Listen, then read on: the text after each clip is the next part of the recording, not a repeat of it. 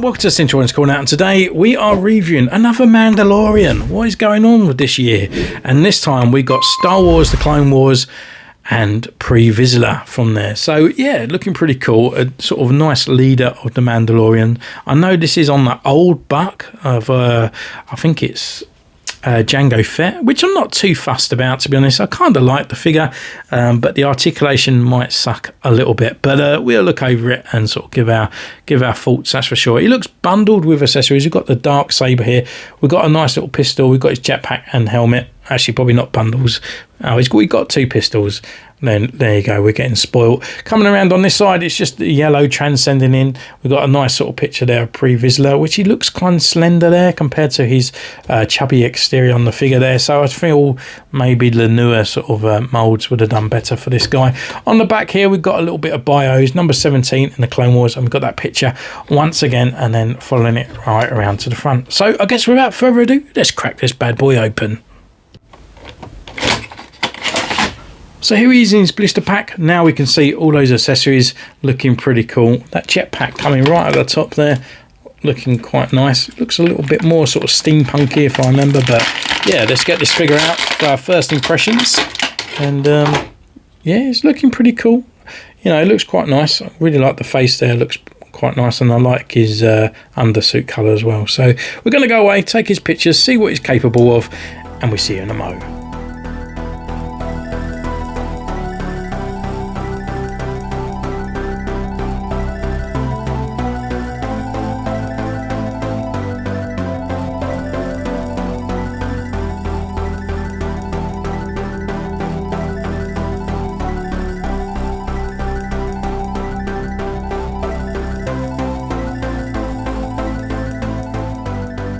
So welcome back, we've been away, we're taking these pictures, and what can I say about this figure right from the outset? Well, I feel like I really want to go into depth about the figure and about its annoyances and nitpicks, so I'll probably do that a little bit after the actual review itself.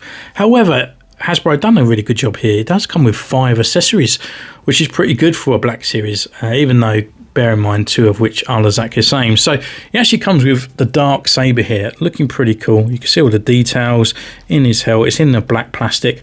And then we've got this new kind of lightsaber look of the dark saber. It's very white and with the black kind of bit in the middle. And again, it's very different to the new Din Djarin one. Oh no, the blade is exactly the same. I'm thinking this one. So this one was the one that come with Gillian. So the hilt is exactly the same on this one. As you can see down here, this one's just painted. I've done it in a sort of like a gunmetal and gave it a bit of silver and stuff. But the original saber was a little bit more transparent and a bit weird. So they've gone off and give us the Din Djarin kind of blade that we have here. However, the hilt is different. So this is the Din Djarin one. It's got the loop down the bottom that attaches to his belt. But this one is just standard black, and it's on the old thing with no loop at the bottom. Taking that out, we can have a little bit of a closer look. Looking pretty cold. This is on a peg system that you can just pull out like so, and then it can actually fit onto his jetpack. I still haven't really worked out how it goes. I kind of think it fits like that, so you can reach over and grab the hilt and then pull it over, and that's just on that little kind of clip system, which is just there, and it kind of sort of uses his back to keep it in place as well. So I wouldn't keep it there necessarily. I think it would fall out, so definitely make sure he holds it. Although even holding it's not safe, because his kind of sort of grip on that hilt there is a little bit loose. Carrying with the lightsaber as well, and because it's an old buck, you can't really get any sort of decent positions or him holding it both hands and stuff, so you're just going to get him there looking sort of like a general, a little bit poised, holding his lightsaber.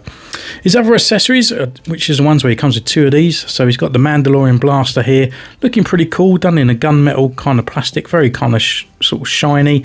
No other colours on there, but it really shines out that detail, looking pretty good, and they fit into his little holsters here on the side of his belt. And then his other accessory is his jetpack. I'm not too sure. I mean, I guess this is the style of his jetpack. It just looks very steampunky to me. It just looks a little bit weird. But the paintwork on there is pretty cool. I do like those sort of like red lights and the silver parts and all that on there. And we've got little white lights as well. So Yeah, it's not looking too bad. We have got a removable rocket at the top here, so that plugs in on that little peg system going down there. And we've got that very thin little paints around on the top there, looking pretty good. So no colour bleed there. And these parts down here are removable, or movable, not removable. And you can plug in the sort of flame effects and stuff like that as well. That's done on the peg system on the back, on exactly the same way as the original Django Fett. That plugs in. It's not too bad. It's not going to fall out.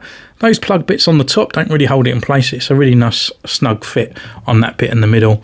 And then his other accessory he comes with is his removable helmet, and it's done really nicely here. These don't move. It looks kind of like AT-AT kind of sort of guns here on the side, or ATSTs, but you can just remove the helmet like so, revealing his face, which is done pretty cool. But we go through that when we go through the sculpt itself, and we can put that helmet back on, and then we can have a look at that at a later date as well.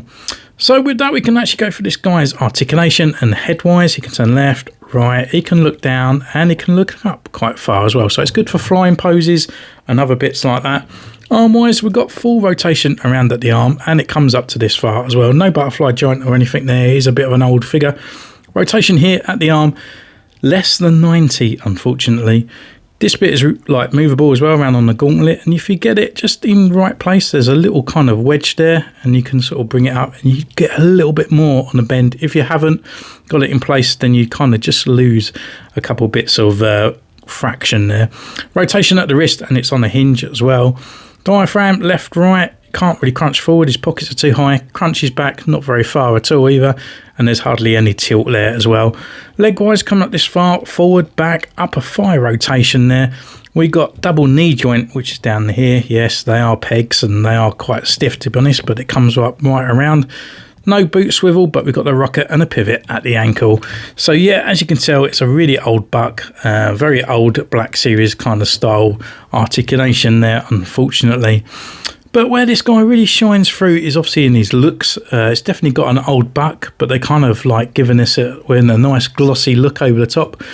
So with that, we've got his helmet looking quite nice. Got the gloss visor and that kind of gunmetal. That's kind of brings him all together looking over cool. Got that kind of claw sort of marking there on the head around. It's probably got a special name for it. These are exhaust pipes on the side here in silver, and then we've got that blue kind of dark teal just underneath there as well, going around to the back of the helmet. So it's kind of nice that they're giving this a really kind of cool stylized helmet. Looking at the body, yeah, you know, it's just a paintwork of this sort of like markings there on his sort of chest. Big blue part here, and the rest is in teal, and that gunmetal as well for all his armor parts. Coming down, we've got the belt here. It's done in again in the gunmetal around on this part as well, and then down on his legs, which is done in the more sort of silvers and the gunmetals all the way down for his armor, and just that undersuit is teal. On his arms, no extra kind of paintwork or any lights or anything there on his gauntlets, unfortunately, or anything to sort of identify different black parts or anything else. We have got the old tubing on here, so just be careful of that, because if you do overstretch it, they may break, which is a sort of a letdown on the old Django Fett. And that's kind of it. That is the figure. And would I recommend it? Yes, I would, unfortunately. I know it's an old buck, but I do feel like it still holds up. It is very limited. But the way they've painted it and stuff like that, and well, the way they've sort of given it to us, it does look pretty cool. So I wouldn't miss it. Because I feel like this one's going to fly off the shelf and probably be hard to get at a later date. That is for sure. So I wouldn't hang around not to get him just because you're let down because it's an old buck. Yes, the old buck has a bit of annoying parts. Yeah, you know, we've got these sort of legs down here. The feet are a bit too small, and then that articulation is a little bit limited. But I just don't know why Hasbro have kind of gone back 10 years and given us this old buck. And I know I'm saying it is a good figure. It is a good figure. But come on, Hasbro, you just updated the Clone Trooper, you've updated Din Djarin for no reason really, because the old body of Din Djarin is 10 times better than what this Django Fett body is. So it just seems weird that they've gone off to do that. And I know this is a money boy, but they've just sort of like gave us a new Clone Trooper that, let's say, didn't really need just arm swivel. I mean, it looks fantastic, don't get me wrong. I'm glad that they have done that. But for them to sort of like do so well with the Mandalorian figures and then kind of go back to this, it just sort of really baffles me. Let's get this back into focus like so. But because like the other day we just reviewed a figure which was the Mandalorian, which is this one here, and it just seems weird that they've gone off to give us this.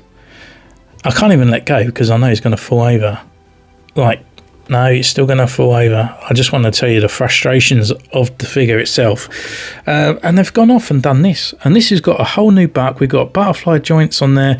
We've got the whole new sort of like Boba Fett armor type style here, which what he has.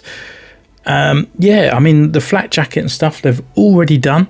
They got the Jango Fett, or the Boba Fett one, should I say, from the original Return of Jedi one. So he's got very similar arm parts at the top here. I mean, they could have redone that, or just done some new loop marks that they've done for that for his arms up here. Yes, the gauntlets could have a little bit different, maybe like a wire and stuff, but we've got one here and they could have adjusted to this. I don't know, like, it just seems weird that they're just bringing out all these new sort of Mandalorian figures and giving this one a lot of new sort of parts. Yeah, for this guy, they've just got reverted back to a really old buck, and it just seems strange.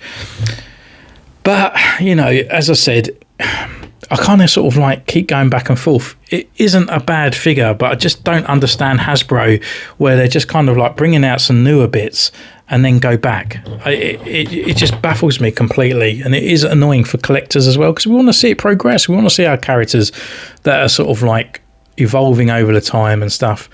Because these figures, especially these Jango ones, their legs just always stretch such wide apart to stand up. So they've always got this kind of sort of big V shape down there in his legs.